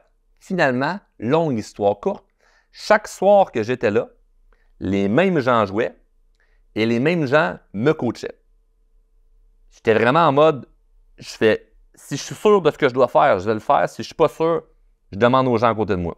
Les gens étaient super contents, super gentils, puis ça m'a permis en même temps de continuer à pratiquer mon anglais parce qu'il n'y avait aucune personne qui parlait français, c'était que anglais. Puis là, ben, il faut que tu comprennes les règles du jeu, mais là, en anglais, c'est pas pareil. Donc, il faut que tu sois vif mentalement. Puis le dernier soir, j'ai bien joué, puis je mettais des plus grosses mises, je jouais à coût de 100 $, puis je me sentais confortable avec ça. Puis je suis reparti, puis j'ai fait comme 400 $ américains au final, durant ma croisière au Blackjack, mais uniquement et grâce aux gens qui m'ont aidé alentour. Si je me prétendais expert, puis que je suis donc bien bon, parce que moi, j'ai aidé plein de monde, j'aurais perdu bien des fois. Parce qu'il y a bien des fois que j'avais l'occasion de doubler, puis moi, je le voyais pas, puis eux me disaient de doubler. Il y a bien des fois que je devais attendre, puis je m'en allais demander une autre carte, puis ils m'ont dit non, faut t'attendre. Donc, le fait que j'ai demandé à me faire aider m'a grandement aidé. C'est grâce à ça que j'ai fait de l'argent, puis je leur ai dit à la fin quand je suis parti, je les ai tous remerciés pour me dire, puis les autres ils étaient juste contents parce que ça leur enlève rien, eux, que je gagne, que je perds, ça change absolument rien pour eux. Puis les gens aiment contribuer, aiment aider, les gens aiment ça, sentir qu'ils ont fait quelque chose de bien pour quelqu'un. Fait que eux, si je gagnais, puis ils m'avaient dit c'est quoi que je devais faire, ben, ils sont contents. Ils sont heureux, c'est comme, ben, je t'ai dit quoi faire, puis tu as gagné, c'est comme, nice, on se donne le point, on se tape dans la main, puis on est heureux. Donc, pourquoi je vous raconte ça, c'est que j'ai beaucoup plus appris en jouant avec de la vraie argent, en jouant avec des pros, puis en étant le débutant, que lorsque je jouais avec de la fausse argent, puis que je jouais avec des gens moins bons que moi. Même activité, même sport, même truc, deux expériences complètement différentes. Puis je ne sais pas combien j'avais gagné, comment j'aurais gagné vraiment lors de l'événement avec la fondation, mais clairement que j'aurais moins gagné que lorsque j'ai vraiment joué avec des gens qui étaient bons, puis que je misais vraiment de l'argent. Parce que là, c'était sérieux. L'autre événement, c'était de l'argent Monopoly. Là. Je faisais n'importe quoi. Mais là, c'était mon argent. Là. Quand je mettais 100 $ US, puis je devais doubler, donc ça faisait 200 $ US à la table, ce qui est pour moi beaucoup d'argent en termes de jeu parce que je ne suis pas habitué. Il y a un petit stress qui monte, mais qui est le fun parce que c'est un challenge. Puis là, je l'ai, hey, c'est le fun. Je ne l'ai pas, là, il faut que je me reprenne, il faut que je refasse mieux mes affaires. Puis si la chance est de mon bord. Mais j'ai beaucoup plus appris lorsque c'était plus difficile, puis lorsque les conditions étaient moins bonnes, que dans l'autre option où tout est facile, puis on est juste là. Donc, je t'explique ça, puis tu fais déjà ta propre déduction de bon, c'est ça, il va nous dire qu'on apprend quand c'est plus difficile. C'est pas ça le point. Il y a des stratégies tout de même claires que je veux t'amener, des enseignements assez précis par rapport à ce que je viens de te dire, OK? Parce que oui, tu apprends mieux quand tu es avec des gens qui sont meilleurs que toi. Oui, tu apprends mieux quand il y a une réalité qui fait que tu n'es pas juste en exercice, tu es comme vraiment dans le jeu, dans une vraie game où tu ne fais pas semblant, tu apprends plus vite parce que tu ne veux pas perdre et il faut que tu te réagisses vite. Donc, mentalement, ce n'est pas les mêmes réflexes. Pourquoi présentement, on est peut-être plus stressé, et je le vois, je ramène les jeunes dans l'équation, il y a des jeunes qui sont beaucoup stressés, il y a des adultes qui sont beaucoup plus stressés. Moi, je pense que présentement, dans la société, il y a une très bonne raison. Il y en a plusieurs, mais il y en a juste une seule, parce que le live que je fais ce soir pourrait durer 12 heures. Mais il y a une raison présentement, puis écrivez-moi donc en commentaire ce que vous pensez que c'est. Il y a une raison présentement que je vois qui est flagrante, qui fait en sorte que les gens sont beaucoup plus stressés et beaucoup plus anxieux qu'à l'époque, que si on recule là beaucoup d'années. Parce que les sortes d'angoisse et stress, ça peut se ressembler. Tu deviens tu viens d'avoir des enfants et tu avoir un stress par rapport à ça. OK, mais c'était la même chose quand il y a 60 ans. Tu trouves un nouvel emploi, tu es stressé parce que tu veux performer, c'est la même chose il y a 40 ans. Des choses qui sont des stress normaux de la vie, qui est on évolue. Tu expérimentes une rupture, tu expérimentes une faillite, ça ressemble à la même chose il y a 40 ans, il y a 50 ans qu'aujourd'hui. Mais en ce moment, il y a un grand changement dans la société. Écrivez-moi en commentaire ce que vous pensez que c'est. C'est quoi la chose qui fait en sorte qu'on est beaucoup plus stressé et anxieux qu'auparavant. Je suis curieux de vous entendre là-dessus. L'une des grandes différences qu'on a aujourd'hui, c'est qu'on a accès à beaucoup trop d'informations. On a accès à trop d'informations. Et sans vouloir tomber dans un « OK, là, Charles, tu pars dans des complots », là, de manière très, très concrète, c'était la même chose il y a plusieurs années. C'est juste que là, on est beaucoup plus conscient de ça. Tout ce qui est au niveau des médias, de l'information, ce n'est plus tant de l'information. On le sait que c'est une entreprise puis qui attire l'attention pour après ça qu'on regarde la publicité. C'est comme ça pour n'importe quoi qui passe à la télé ou même sur le web. Sauf qu'on est tellement bombardé par la propagande de peur et de ça va mal et de ça va mal qu'on est constamment en train de penser que tout va mal. Il y a eu une étude dernièrement que je ne peux pas vous nommer. J'ai vu ça passer. OK? C'est-tu vrai? C'est-tu pas vrai? C'est pas grave. Je l'ai vu. Regardez-moi bien. Et peut-être que vous allez vous dire, oui, je me sens concerné. Okay? Je vous pose la question. Est-ce que vous pensez qu'en ce moment, ce que vous expérimentez comme vie dans la société actuelle ou le futur que vous voyez est plus angoissant et stressant que les années précédentes, que vous le 10 ans ou le 20 ans? Je ne sais pas, vous m'écrirez en commentaire comment vous le voyez en ce moment. Est-ce que vous voyez le futur comme étant wow ou comme étant ça fait peur? Et il y a une étude qui suivait un groupe de gens pendant un certain nombre d'années. C'était pas, on demande ça sur 6 mois. C'était plusieurs années. Et là, il demandait aux gens, est-ce que cette année, tu te sens plus en sécurité ou plus ou moins anxieux qu'à l'année d'avant? Et à chaque année, le pourcentage était comme fulgurant. C'était les gens se sentent pas régulièrement, mais constamment plus stressés avec ce qui s'en vient.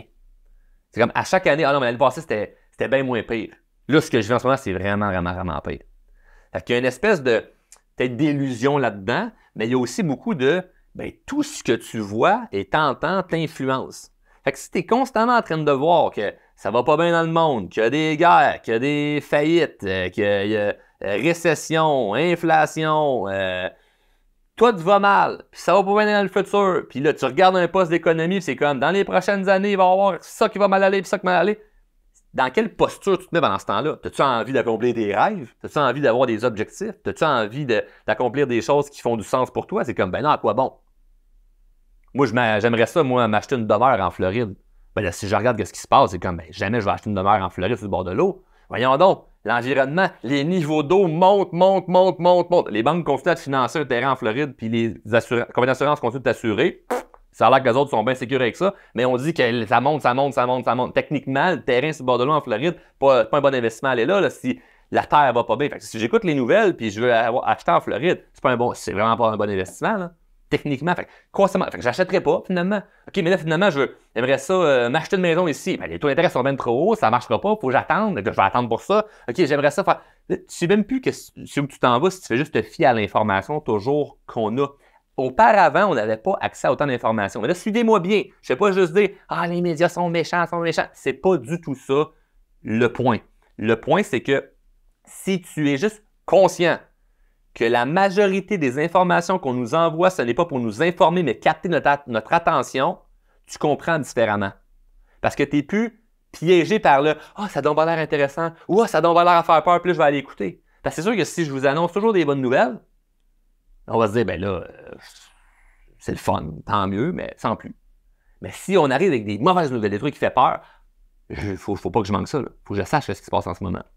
Donc, la distorsion qu'un jeune peut vivre en ce moment, c'est qu'il voit ça va mal, et en même temps, puisqu'il a accès à trop d'informations, il voit ce qui est tellement nice et tellement le fun de... Imaginez, tu es un jeune de 16 ans ou de 15 ans, tu ne sais pas ce que tu veux faire dans la vie, ça ne va pas bien, tu vis de l'intimidation, tu n'as pas des bonnes notes à l'école, chez vous, c'est le bordel, tes parents sont complètement négligents envers toi. Puis là, toi, tu vois ce qui va mal, on dit qu'est-ce que tu vas faire plus tard, faut que tu t'enlignes par-ci, par-là, faut que tu fasses ça, faut que tu fasses ça. Je sais pas, j'ai de l'angoisse. Puis là, tu ouvres TikTok, tu vois un millionnaire de 19 ans qui fait comme moi, j'ai investi en crypto en 2020, j'ai fait 9 millions. Puis là, tu fais, ah, si, je n'étais pas bon, moi. Je suis bon dans rien, je sais pas ce que je veux faire, puis là, tu vois ça, puis là, tu continues à scroller, puis c'est comme quelqu'un qui donne un conseil par rapport à fais ci, puis fais ça, puis là, t'es partout, là. T'es constamment partout. Puis là, t'es stressé, tu te développes comme personne. Là, tu te dis, ben là, moi, je sais pas trop c'est quoi mes attirances sexuelles non plus. Ben là, ouvre un site web, tout est là, là. plus de magazine là, que tu regardes ça aujourd'hui. C'est comme tout, tu as ça. Tu as accès à tout à partir de ton téléphone qui fait en sorte que tu peux t'embrouiller l'esprit avec toutes les distractions disponibles. Et là, quand vient le temps de faire juste des choses simples, là, de dire, ben, je vais bien manger, ou d'aller au restaurant manger du fast-food, aller bouger, de rester sur le divan, ben, ça ne te tente pas. Je vais essayer de trouver un projet qui pourrait me stimuler. Je vais aller voir des gens dans la vraie vie, des vraies connexions. À quoi bon? Les connexions, je peux les avoir en parlant avec du monde sur Internet que je connais pas. C'est beau, check, c'est fait. Ma bouffe, pourquoi je la ferais chez nous? Ça me tente pas, ça me fait chier. Je vais aller acheter du resto qui est pas bon pour moi. Quand c'est de la fast-food, par exemple, pourquoi je m'entraînerais? La dopamine que ça me donne ou l'endorphine que j'ai à la fin quand j'ai fini de m'entraîner, je peux l'avoir tout de suite. Le même sentiment dans ma tête, là, je l'ai quand je regarde quelque chose sur les médias sociaux, quand je regarde, je scroll sur TikTok ou Instagram ou Facebook. Là. Fait que je suis pas en train de condamner, de dire que c'est pas bon les applications, puis pas bon Internet, pas bon les médias, puis c'est tout des méchants. C'est pas ça le point. C'est de savoir à quel point ça peut être utile pour toi versus être mauvais pour toi. Et de choisir l'information qui t'avantage. Parce que si tu ne choisis pas l'information qui t'avantage, tu vas en souffrir. Parce que tu es dépendant de qu'est-ce qu'on t'envoie comme information. Et je parle de dire que c'est la seule raison pourquoi il y a plus d'angoisse et de stress, pas du tout. Mais c'est un grand point qu'en ce moment, c'est un fléau dans la société et il faut en être conscient. Donc, si je te donnerais le défi, OK, pour la prochaine année, là, tu fermes ton téléphone. Pour la prochaine année, là, tu fermes ton téléphone, tu éteins les médias sociaux, tu éteins les médias, tu regardes aucune source d'information. Est-ce que tu penses vraiment que tu vas être moins informé? Est-ce que tu penses que tu vas manquer une opportunité? Il y a quelque chose que tu ne verras pas? Moi, je me souviens, là, pendant la pandémie, je n'écoutais pas les points de presse et toutes ces affaires-là. Je me disais, la société m'éduquera sur ce qu'il faut faire. Fait qu'à un moment donné, je me ramasse, je rentre dans une pharmacie pour aller acheter, je sais pas moi, de la pâte à dents. Puis je rentre pour me dire, hop, hop, hop, hop, hop, monsieur! Vous n'avez pas votre masque? Puis je fais, un masque? Pourquoi? Ben là, c'est ça, il faut vous mettre ça maintenant. Je fais, ben, OK. J'ai pas été en réticente. Je dis, non, je ne mettrai pas ça, moi, je m'en calisse. Puis j'ai pas non plus été, OK, parfait, ça m'en pouvait m'en donner 3 puis 8 doses. Tu sais, j'ai pris le mix des deux en disant, comme, j'ai pas envie de tout savoir à quel point. Ah, il y a combien de morts de plus aujourd'hui? Ben, à quel point ça va mal? C'est comme, pas besoin de savoir ça. C'est correct. Ça m'amène absolument à rien de possible dans la vie. Mais si tu me dis que c'est ça le règlement maintenant, OK, parfait, c'est beau. Je sais comment vivre en société.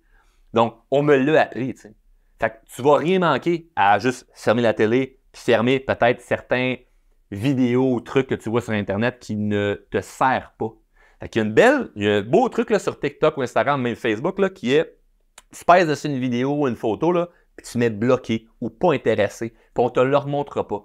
Fait que moi, j'ai fait le ménage de choses qui me drainent mon énergie. Puis on le sait tout de suite qu'est-ce qui nous draine de l'énergie versus qu'est-ce qui nous en donne. Puis je me rapproche de qu'est-ce qui m'en donne. Donc, il y a plusieurs points que j'aimerais te donner par rapport à quoi faire pour mieux te sentir par rapport à ta santé mentale, Puis c'est tous des points que je vous apprendrai rien. C'est tous des points qu'on le sait, mais souvent on ne le fait pas. Puis c'est drôle parce que dans les derniers mois, je me suis mis à m'intéresser beaucoup à la longévité. Pas parce que je vieillis tant que ça, je vieillis à la même vitesse que tout le monde. J'ai encore la chance d'être jeune, mais j'essaie de comprendre comment ça se fait qu'il y a des gens qui vieillissent en étant remplis de vie et d'autres qui l'ont plus difficile. Bon, peut-être la chance, la malchance là-dedans, je ne sais pas, mais moi, d'un coup, que je trouverais des trucs, parce que je veux être dans une bonne hygiène de vie.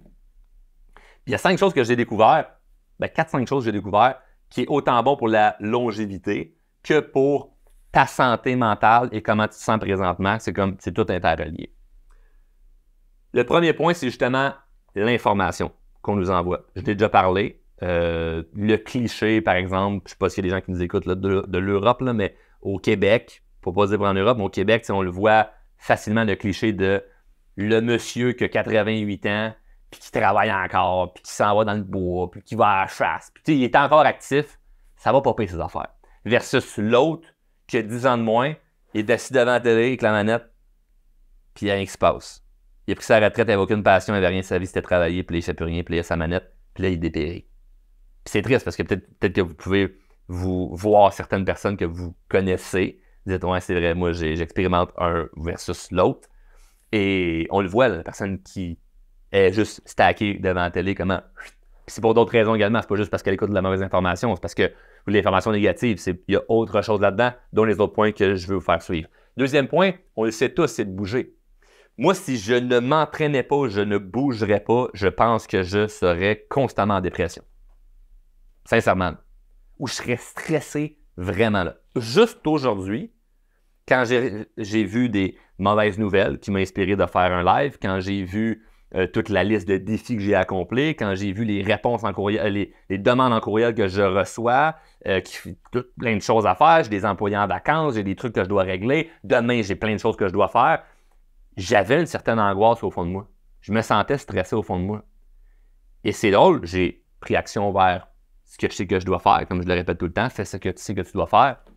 Mais j'ai également été m'entraîner. J'allais 1h30 de temps au gym et je peux vous dire que le stress a diminué nettement. De beaucoup. Je suis sorti de là, je me sentais tellement bien. Puis il y en a qui vont se dire, oh, moi, j'aime pas ça, m'entraîner au gym. C'est correct, mais trouve quelque chose. Prends une marche vers la montagne, fais quelque chose, fais de la pétanque, du tennis, du pickleball, du soccer, du hockey, bouge. Va dans le cours faire, je sais pas moi, de la trampoline, de la natation. Il existe 150 façons de pouvoir bouger. Le but est juste de bouger. La sédentarité tue. Il faut bouger. Donc, trouve quelque chose et fais-le en pleine conscience. Parce qu'il y a des gens qui vont me dire, oh, moi, je charge d'un travail physique. C'est correct.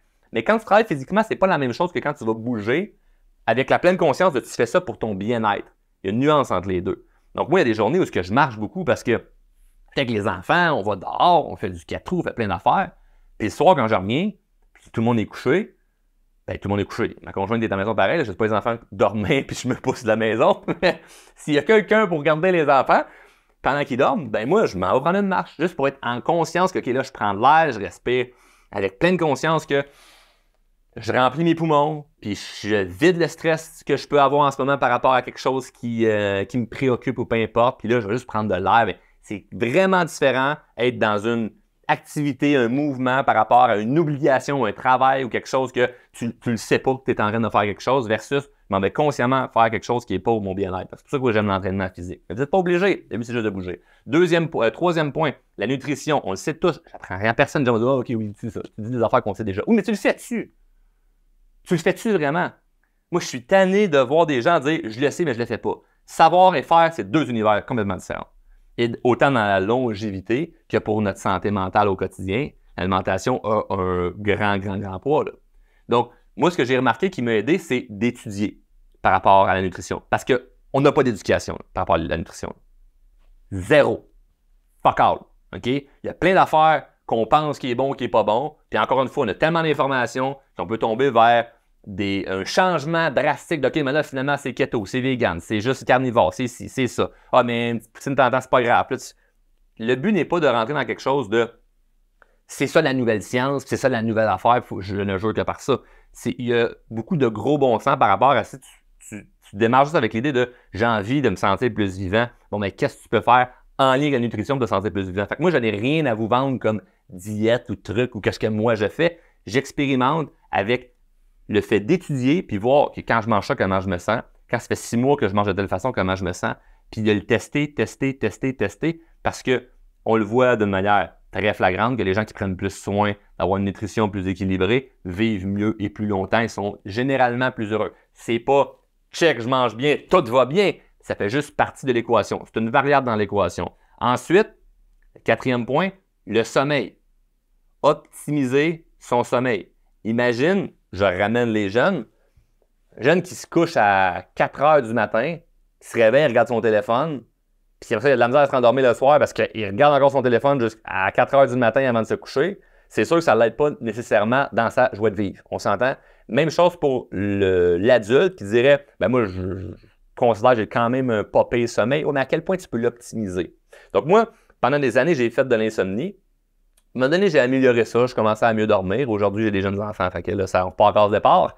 Mais je m'intéresse à optimiser mon sommeil. Fait que même si des fois je dors bien, qu'est-ce que je peux faire pour encore mieux dormir? Puis là, c'est les subtilités, des trucs qui nous échappent de OK, mais qu'est-ce que je peux faire avant de me coucher? Je peux savoir une routine. Y a-tu telle tisane qui m'aide à être plus zen ou je vais fermer les écrans avant de me coucher, faire une lecture, ouais. Peu importe ce que je peux faire. Alors, je prends une douche froide, une douche chaude avant de me coucher.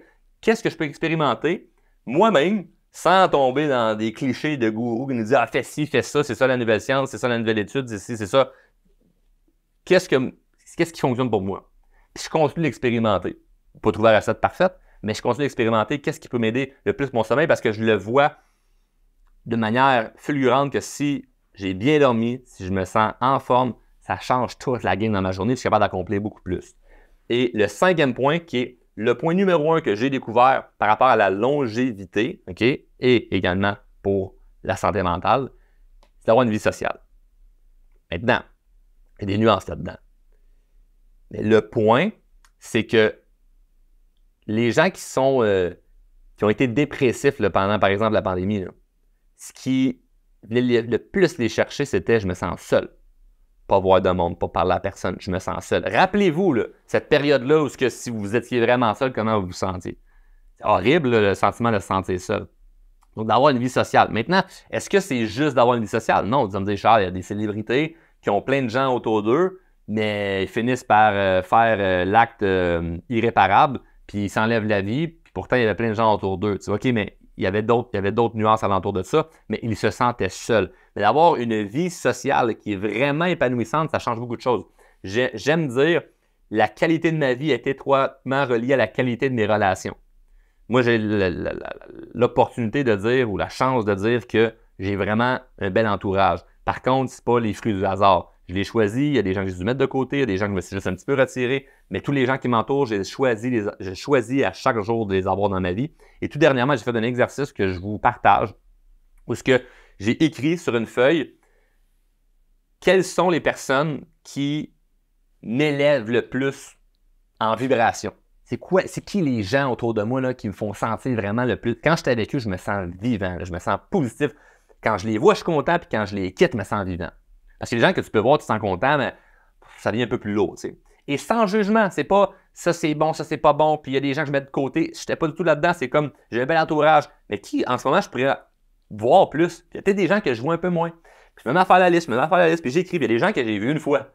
Il y a des gens que j'ai vus 3 fois, puis je me dis, ce serait le fun de les voir un peu plus. Il y a des gens que j'ai des amis qui sont dans d'autres pays. Bon, ben, écoute, aujourd'hui, je vais lui faire un FaceTime à lui. Je vais l'appeler. Hey, comment ça va? On prend les nouvelles, comment vont les enfants? Ben oui, ça va bien, les miens, je vais te démontrer. Hey, salut, tu sais, allô, hey, on se voit dessus en janvier, on va faire un tour chez vous.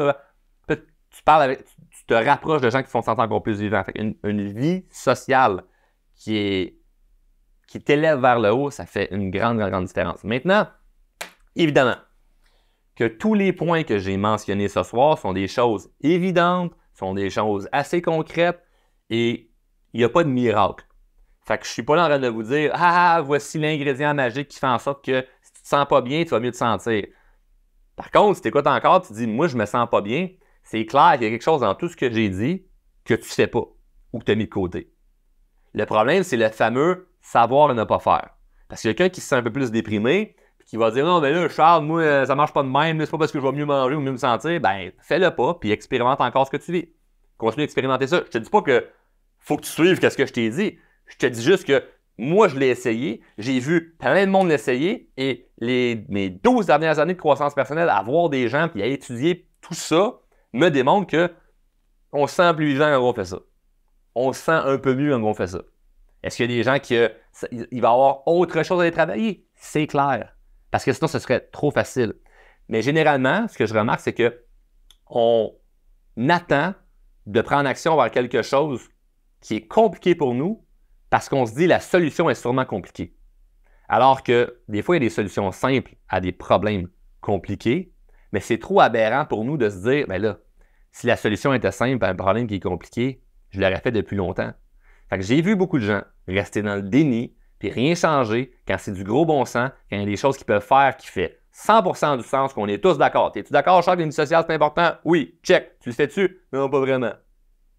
OK. Tu es d'accord que la nutrition, c'est important? Oui, tu le fais-tu? Non, pas vraiment. OK. C'est comme, on essaie d'avancer, là. Tu bouges-tu? Pas assez. Mais tu sais que c'est bon, là? Ouais. Mais je le fais pas.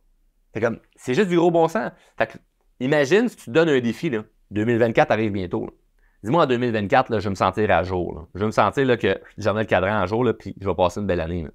Imagine si tu fais juste mettre une attention sur tous les points que je viens de te mentionner. Les points que j'ai mentionnés, là, tu mets une attention là-dessus, juste avec un petit effort. Puis tu pèses là, sur Play, tu fais un X dans le calendrier, puis réévalue dans 1 an. Si tu n'as pas décroché, là, puis vraiment tu as été assidu sur ces 5 points-là, là, Moins mettre de l'attention sur le négatif et toute l'information qu'on nous bombarde. Meilleure hygiène de vie, meilleure nutrition, vie sociale, tout le truc. Pendant 1 an, tu fais ça, je te garantis que dans 1 an, ta vie est différente. Est-ce que dans 1 an, tu n'as plus aucun problème? Ben non. Il va en avoir d'autres défis. C'est clair. Moi, je fais tout ça, puis j'en ai des défis. Là. Mais je me sens heureux. Puis j'ai pas dit « Ah, je me sens plus angoissé ». Parce que la réalité, c'est que j'ai mis un beau titre là, de comment vivre dans un monde de plus en plus angoissant, une affaire de même. Le monde est angoissant si tu décides de voir que c'est angoissant. La réalité, c'est que je ne vois pas le monde comme étant quelque chose d'angoissant, malgré que je peux vivre de l'angoisse à certains moments. Fait que le but, c'est pas de se dire non, mais parce que je vis ça, c'est ça. C'est comme non, j'expérimente ça en ce moment, c'est pas nécessairement la réalité ultime. Fait que moi, je change ma façon de voir, ma perspective, ma façon de voir la vie pour expérimenter ce que j'ai envie de vivre. Parce que si en ce moment, je vis certains stress ou si en ce moment, je vis des difficultés, c'est le résultat de qui je suis depuis 5 ans, ou de qui je suis depuis 4 ans, ou depuis 3 ans, ou depuis 2 ans, ou même depuis 1 semaine. Puis si je veux transcender vers une nouvelle version de moi-même, qui est un terme bien cute en croissance personnelle, mais qui est quand même vrai, si je veux transcender vers une meilleure version de moi-même, ben, je dois laisser aller l'ancienne version qui m'a amené où je suis. Parce que je ne peux pas me rendre où je veux avec les mêmes patterns qui m'ont amené où je suis, autant avec le bon qu'avec le mauvais. Parce qu'en étant comme je suis, ça m'a amené waouh, plein de belles choses, mais ça m'a amené des difficultés. Fait que ces difficultés-là, si je ne me suis pas mis en tête dedans en me disant hey, ça, là, je peux régler ça, je peux faire ci, je peux faire ça, voici les apprentissages que j'en ai, mais je suis condamné à répéter encore les mêmes erreurs. Puis le but n'est pas d'éviter de faire les erreurs, le problème, c'est de continuer à faire les erreurs. Puis on sait tous qu'il faut prendre action, on sait tous qu'il faut qu'on se dirige vers ce qu'on sait qui est le meilleur pour nous. L'enjeu principal que je vois, c'est que souvent, c'est qu'on le fait pas. Puis il n'y a pas de réponse ultime ou de recette miracle. Moi, je pense sincèrement que c'est encore beaucoup de gros bon sens. Puis il y a des fondamentaux en croissance personnelle, il y a des fondamentaux par rapport à notre hygiène de vie que souvent on met de côté parce qu'on essaye de penser à voir c'est quoi la nouvelle science, la nouvelle patente, puis le truc qui va faire en sorte que je n'étais pas au courant de ça. Je pense pas qu'en ce moment, le fait que les gens qui souffrent, ce soit un manque de connaissances, je pense que c'est beaucoup plus un manque d'action avec la connaissance qu'ils ont déjà.